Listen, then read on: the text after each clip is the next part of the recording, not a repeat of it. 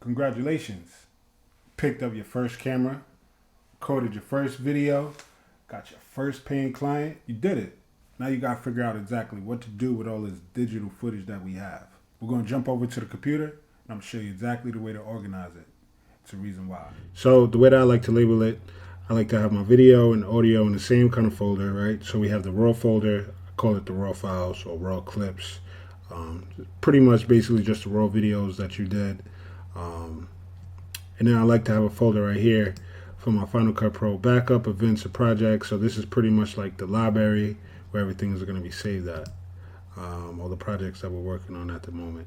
If you guys do not have an external hard drive, you need to get one. It is a must. So much footage, so much work you're going to have, and you do not want to bog down your internal hard drive and cause your computer to run slow, and you don't want to kill it. So to prevent all that, make sure you get an external hard drive.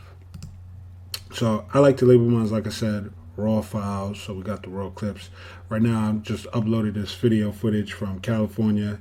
I'm kind of working on, but yeah, so I label it, wherever it is that we're going. We call it, this one was called Californica Dreaming. I don't know what, typo, crazy, don't mind me. But I normally label it with the camera. So they look like this, right? So this is the camera that I used at the time.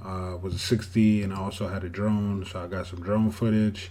And I'll normally put like the music, and this will all kind of be like in the same folder, so I know where everything is when it's time to come back. If I need to take this folder and put it over to another drive because I got to jump over to my laptop or jump over to another computer, you never know.